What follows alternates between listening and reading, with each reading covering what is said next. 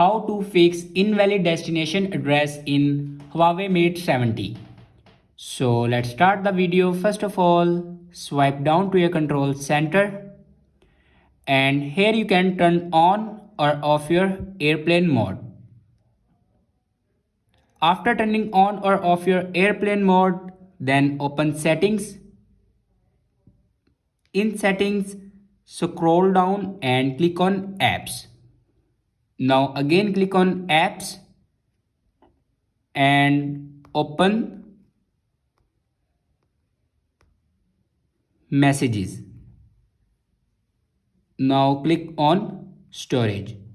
Now here you can clear your message app cache. After clear app cache, then go back to the main page of your settings and scroll down in last and click on system and updates.